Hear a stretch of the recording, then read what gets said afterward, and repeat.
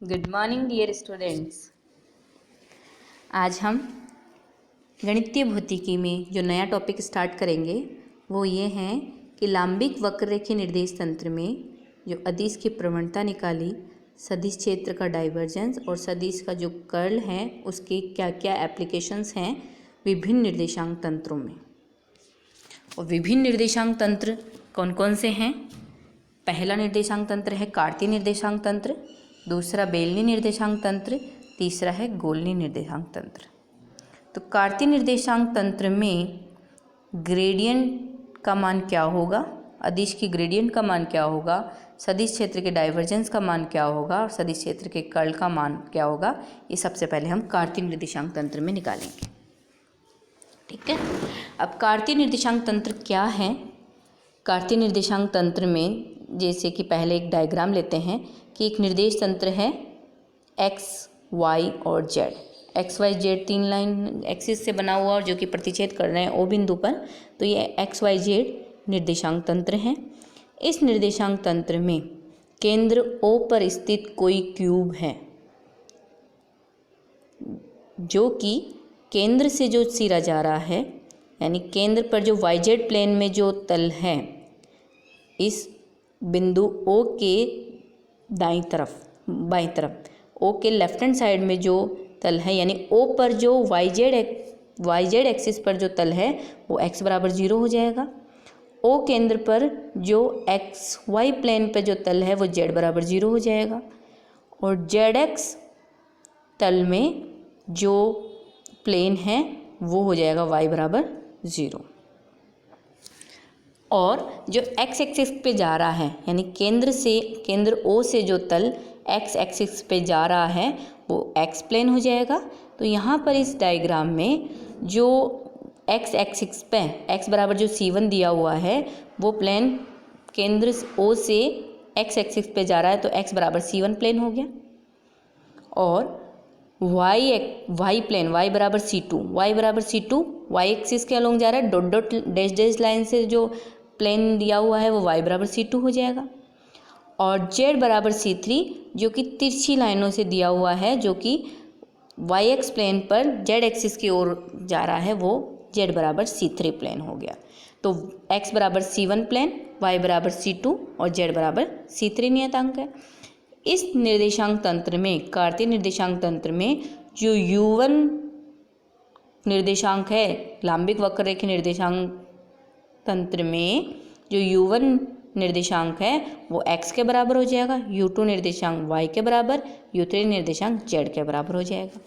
और इसमें जो एकांक सदिश है लांबिक वक्ररेखीय निर्देश तंत्र में, एकांक सदिश e1 कैप कार्तीय में i कैप के बराबर, लांबिक में e2 कैप एकांक सदिश कार्तीय में j कैप के बराबर, लांबिक निर्देश तंत्र में e3 कैप एकांक सदिश कार्तीय निर्देश तंत्र में k कैप के बराबर है। समीकरण नंबर 1 कह देते हैं इसको। अब लांबिक वक्ररेखीय निर्देशांक तंत्र में किसी बिंदु का स्थिति सदिश r वेक्टर को हम ऐसे शो कर सकते हैं, r वेक्टर बराबर r vector is function of u1 u2 u3 coordinates. u1 और u2 और u3 निर्देशांकों का ये स्थिति सदिश है। और इसमें जो इस विस्थापन है लांबिक वक्ररेखीय निर्देश तंत्र में, विस्थापन को इस तरह समीकरण 2 के द्वारा निर्देशित किया जा सकता है। dr वेक्टर बराबर e1 cap h1 du1 u1 के सापेक्ष रेखा अवयव है जैसा कि हमने पढ़ा, और plus e2 cap h2 du2 y axis के अनुदिश रेखा अवयव, plus e3 cap h3 du3 u3 वक्र के अनुदिश रेखा अवयव। तो समीकरण नंबर 2 जो है वो लांबिक वक्ररेखीय निर्देश तंत्र में किसी बिंदु का विस्थापन को बताती है।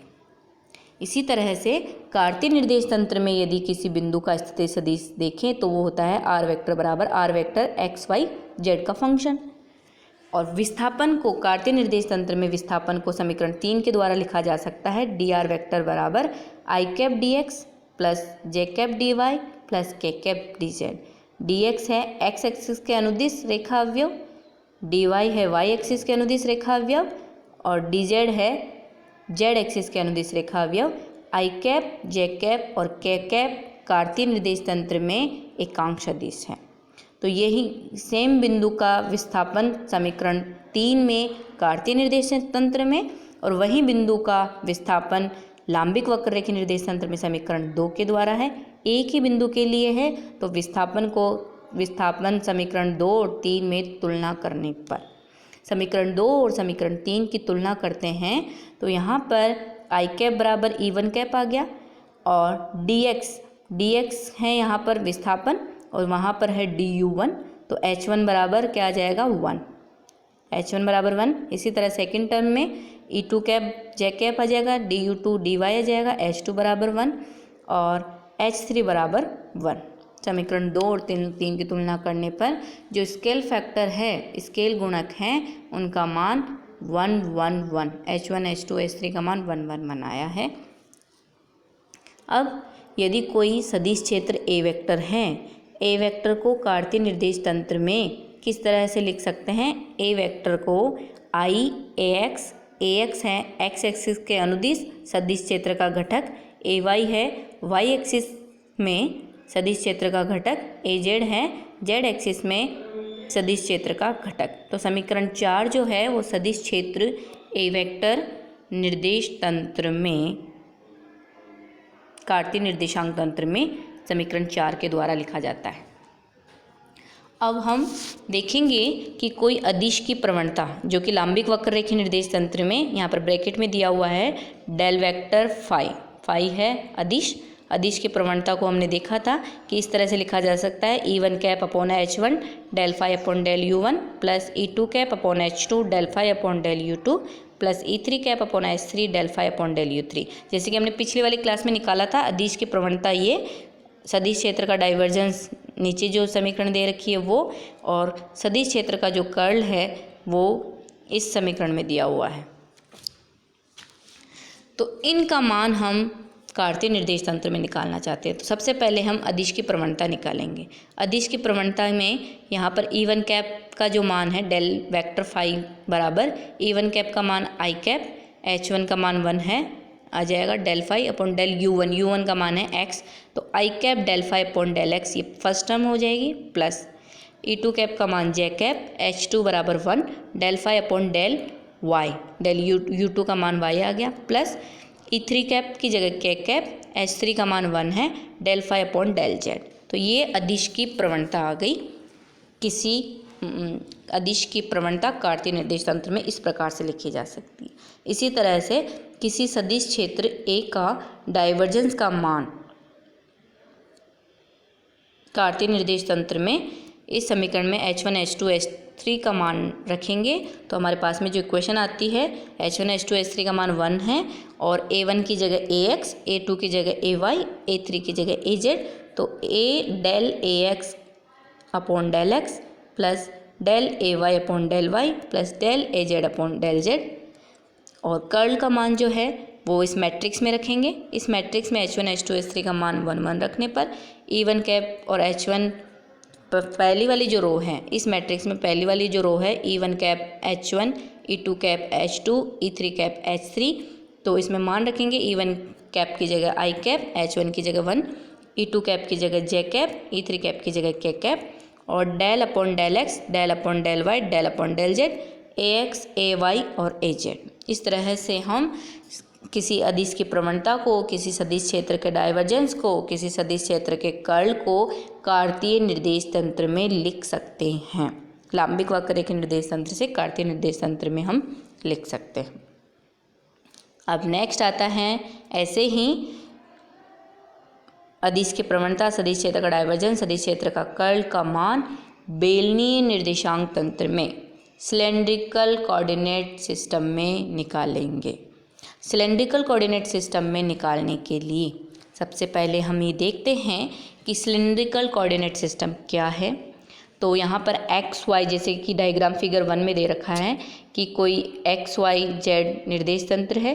इस एक्स वाई जेड निर्देश तंत्र का जो प्रतिच्छेद बिंदु है, उस प्रतिच्छेद बिंदु पर कोई सिलेंडर रखा हुआ है और सिलेंडर इस तरह से रखा हुआ है कि सिलेंडर का जो केंद्र है, सिलेंडर का जो सिलेंडर के बीच से जो गुजरने वाली लाइन है सिमेट्रिक, वो इसके केंद्र पर स्थित हो, यानी जेड एक्सिस पर ये सिमेट्रिक लाइन जो इसके बीच की केंद्र से गुजरने वाली जो रेखा है वो जेड एक्सिस पर स्थित हो। तो इस तरह से हमने इसको सिलेंडर को रख दिया है। सिलेंडर को रखने पर अब इसके निर्देशांक देखते हैं। तो इसमें इसके जो निर्देशांक हैं वो ये हैं रो फाई जेड। रो है इस सिलेंडर की त्रिज्या, सिलेंडर की त्रिज्या इसके केंद्र से इसका जो नीचे वाला तल है, इसके नीचे वाले तल पर जो सर्कल बन रहा है उस सर्कल पर मिलाने वाला, केंद्र से इस सर्कल को मिलाने वाली जो लाइन है वो रो है। और यह जो रो है वो एक्स एक्सिस से जो एंगल बना रही है वो फाई है, जैसे कि इस फिगर 1 में दिया हुआ है। और जेड जो है वो इस सिलेंडर की ऊंचाई है, यानी कि इस एक्स वाई प्लेन से जेड एक्सिस तक जो सिलेंडर की ऊंचाई है वो जेड है। तो यहाँ पर सिलेंड्रिकल कोऑर्डिनेट सिस्टम में इसके जो निर्देशांक हैं वो आ गए रो फाई जेड। u1 बराबर रो, u2 बराबर फाई, u3 बराबर जेड। और इसके एकांक जो सदिश है वो e1 बराबर e rho cap, e2 cap बराबर ई फाई कैप और e3 कैप बराबर ई जेड कैप। तो यह इसके निर्देशांक है सिलेंड्रिकल कोऑर्डिनेट सिस्टम के, और इसके एकांक सदिश आ गए। जब इसके निर्देशांक आ गए और इसके एकांक सदिश आ गए तो इस, जैसे कि हम इस बेलनीय निर्देशांक तंत्र में हम देखेंगे किसी बिंदु का स्थिति सदिश क्या होता है और उसका विस्थापन कैसे लिखा जा सकता है। तो यहाँ पर हम जानते हैं कि लांबिक वक्ररेखीय निर्देश तंत्र में किसी बिंदु का जो स्थिति सदिश है वो होता है u1 u2 u3 का फलन।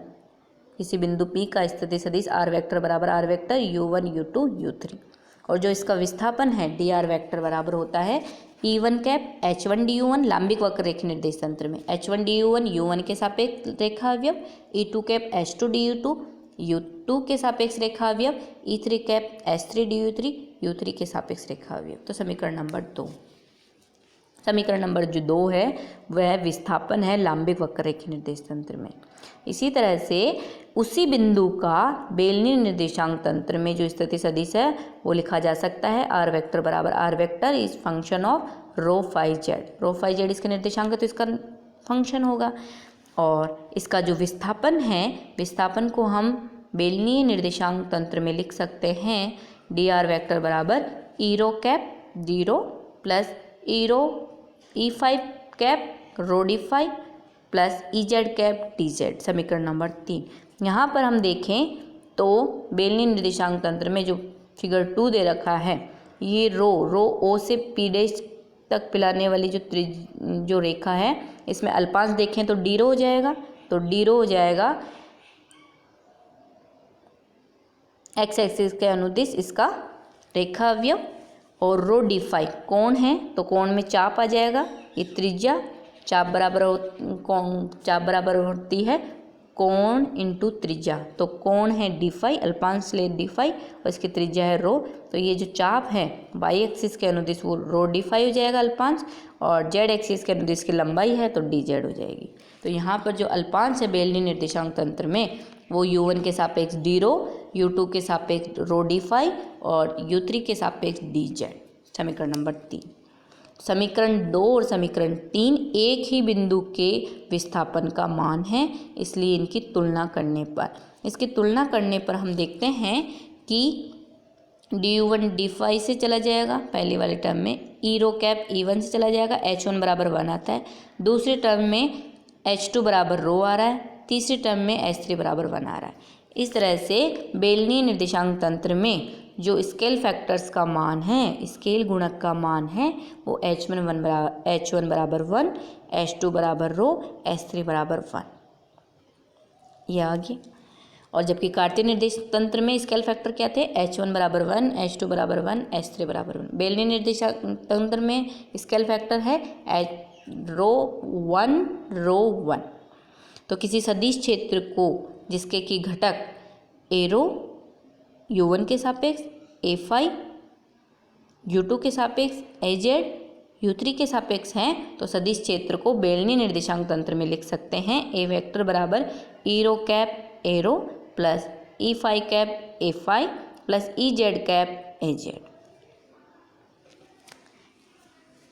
जब H1 H2 H3 का मान आ गया, U1 U2 U3 का मान बेलनी निर्देशांक तंत्र में रो फाई जेड है और इसके एकांक सदिश e rho cap e phi cap e z cap हैं, तो अदिश की प्रवणता को लिख सकते हैं डेल वेक्टर फाई बराबर e rho cap del phi upon del rho. Capital अदिश है, यहाँ पर ये कैप जो फाई दे रखा है वो अदिश है, जबकि जो नीचे फाई है वो एंगल है, कोण है। तो इसमें थोड़ा सा अंतर देखना। E rho cap del phi upon del rho plus ई phi cap upon rho, H2 की वैल्यू रो है तो रो, तो डेल अदिश phi upon del phi angle plus ई जेड कैप डेल फाई अदिश अपॉन डेल जेड। तो ये अदिश की प्रवणता होगी।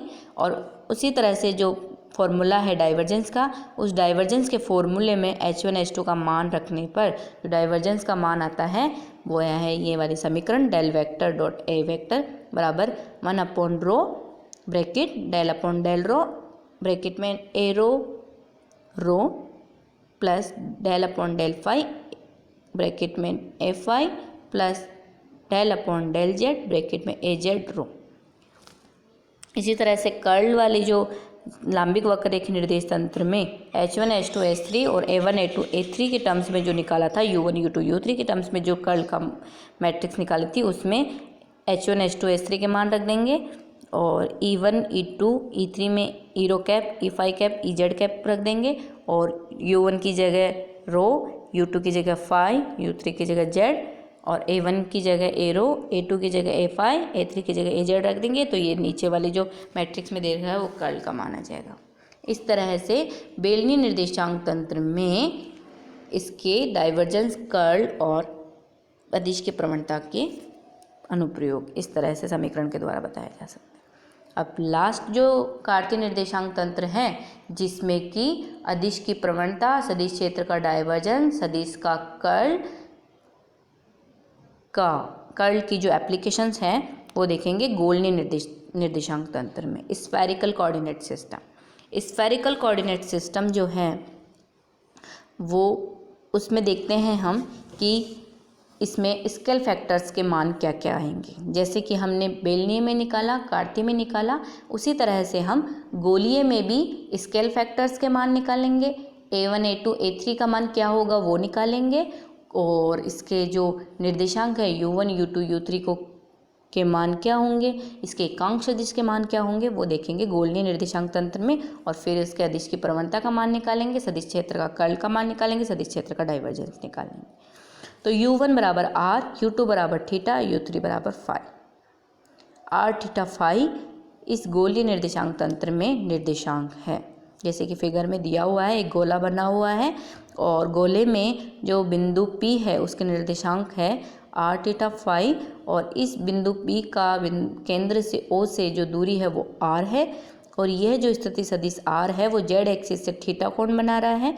तो यहाँ पर जो त्रिभुज है OPQ, इस त्रिभुज में यदि हम जेड एक्सिस पे निकालें OQ का मान तो R कोस थीटा आ जाएगा, ये आधार हो जाएगा और ये QP हो जाएगा R साइन थीटा, ये लंब हो जाएगा। तो R साइन थीटा QP और ये QM जो है वो पैरेलल है, तो यहाँ पर QP का मान R साइन थीटा आया तो QM जो XY प्लेन में है उसका मान भी R साइन फाई आएगा।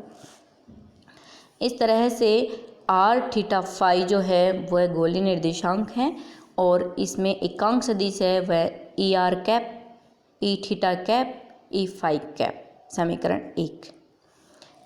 लांबिक वक्र रेखी निर्देश तंत्र में किसी बिंदु का जो स्थिति सदिश है वो समीकरण 3 पर देखते हैं। पहले लांबिक वक्र रेखी निर्देश तंत्र में किसी बिंदु का स्थिति सदिश R vector, capital R vector इसीलिए लिया है क्योंकि यहाँ पर स्मॉल r जो है वो निर्देशांक हो गया है, बाकी उनमें निर्देशांक R नहीं था इसलिए स्थिति सदिश को स्मॉल r से बता रहे थे। यहाँ पर कैपिटल R स्थिति सदिश को इस स्मॉल r का जो निर्देशांक है इससे डिफ्रेंशिएट करने के लिए यहाँ पे कैपिटल R बताया गया है। कैपिटल R स्थिति सदिश, कैपिटल R जो स्थिति सदिश है वो U1 U2 U3 का फंक्शन होगा और जब स्थिति सदिश फंक्शन है तो इसके विस्थापन को लांबिक वक्र रेखी निर्देश तंत्र में समीकरण 3 के द्वारा लिख सकते हैं।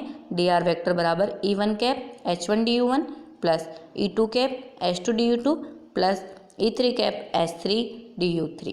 समीकरण नंबर 3 लांबिक वक्र रेखीय निर्देश तंत्र में किसी बिंदु का स्थिति सदिश तथा स्थिति सदिश का विस्थापन।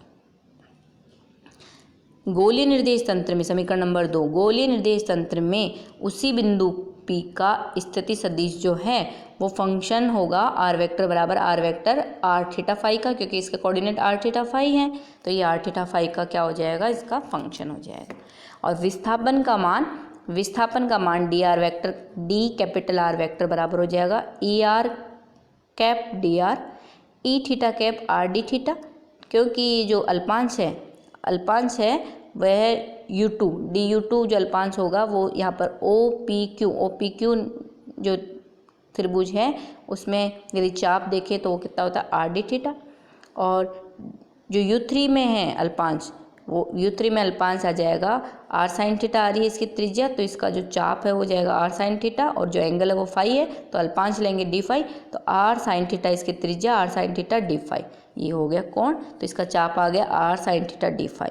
तो विस्थापन को हम लिख सकते हैं E are cap D R plus E theta cap R D theta plus E phi cap are sine theta D phi. तो ये समीकरण नंबर 2 जो है वो है विस्थापन तथा स्थिति सदिश गोलीय निर्देश तंत्र में। समीकरण 3 है उसी बिंदु का स्थिति सदिश और विस्थापन जो है वो लांबिक वक्र रेखीय निर्देश तंत्र में एक ही बिंदु के लिए हैं। तो ये दोनों समीकरणों की तुलना करने पर हम पाते हैं कि इसके एकांक सदिश तो E1 बराबर ई आर कैप आ जाएगा, E2 कैप बराबर ई थीटा कैप आ जाएगा, E3 कैप बराबर ई फाई कैप आ जाएगा, और U1 U2 U3 की जगह आ जाएगा आर थीटा फाई आ जाएगा। तो DU1 D R, DU2 D theta, DU3 D phi. तो यहाँ पर H1 H2 H3 का जो मान है फर्स्ट टर्म में समीकरण नंबर 2 में, समीकरण नंबर 3 में H1 बराबर 1 हो जाएगा, H2 बराबर R आ जाएगा, और H3 को हम देखें तो आता है R साइन थीटा। तो गोलीय निर्देशांक तंत्र में H1 H2 H3 का मान आता है 1 R और R साइन थीटा। जब स्केल फैक्टर्स के मान आ गए तो हम किसी सदिश क्षेत्र A वेक्टर को गोलीय निर्देशांक तंत्र में लिख सकते हैं A वेक्टर बराबर AR e are cap plus A theta cap plus A phi cap, और ए आर है वो आर U1 R के अनुदिश सदिश क्षेत्र का घटक, ए थीटा है वो थीटा के अनुदिश सदिश क्षेत्र का घटक, ए फाई जो है वो फाई के अनुदिश सदिश क्षेत्र का घटक। H1 H2 H3 के मान आ गए, A1 A2 A3 का मान आ गया, एकांक सदिशों के मान आ गए, तो हम अदिश की प्रवणता को लिख सकते हैं डेल वेक्टर फाई बराबर E are cap upon del phi upon del R plus E theta cap upon R, H2 का मान रख दिया R, del phi upon del theta plus ई फाई कैप, H3 का मान रख दिया R sine theta, del phi upon del phi ऊपर अदिश है और नीचे कोण है डेल फाई स्मॉल वाला, वो कैपिटल वाला अदिश की प्रवणता अदिश है। ये अदिश की प्रवणता को इस प्रकार से लिख सकते हैं। इसी तरह से डाइवर्जेंस है जो है सदिश क्षेत्र के डाइवर्जेंस का जो मान लांबिक वक्र रेखीय निर्देश तंत्र में निकाला था H1 H2 H3 के फॉर्म्स में, उसमें इसके मान रखेंगे तो डाइवर्जेंस ऑफ ए वेक्टर का मान गोलीय निर्देशांक तंत्र में 1 R साइन थीटा का मान रखेंगे तो हमारे पास में ये समीकरण आ जाएगी 1 upon r square sine theta bracket del upon del r bracket में ए आर, A1 बराबर A r square sine theta plus del upon del theta, A2 बराबर ए थीटा है तो A theta r sine theta plus del upon del phi, और A3 बराबर ए phi है या are. अब किसी सदिश क्षेत्र के कर्ल का मान, curl del vector cross A vector, curl का मान में मैट्रिक्स में जो A1 A2 A3 का मान है, H1 H2 H3 का मान है, और del U1 del U2 del U3 का मान है, तो वो मान रख देंगे। तो यहाँ पर मैट्रिक्स में 1 upon r square sine theta, matrix में e are cap r e theta cap are sine theta e phi cap upon second row में जो है डेल U1 इसकी जगह लिख लेना del upon del r, del upon del U2 की जगह del upon del theta, del upon del phi, और A r A theta r A phi r sine theta. तो इस तरह से अदिश की प्रवणता, सदिश क्षेत्र का डाइवर्जन, सदिश का कर्ल का मान विभिन्न निर्देशांक तंत्र कार्तीय में, बेलनीय में और गोलीय निर्देशांक तंत्र में लिखा जा सकता है इन समीकरणों के द्वारा। तो ये कहलाती है लांबिक वक्र रेखीय निर्देश तंत्र में अदिश की प्रवणता, सदिश क्षेत्र का डाइवर्जेंस, सदिश क्षेत्र के कर्ल का एप्लीकेशंस विभिन्न निर्देश तंत्रों में। तो आज का टॉपिक यहीं समाप्त होता है।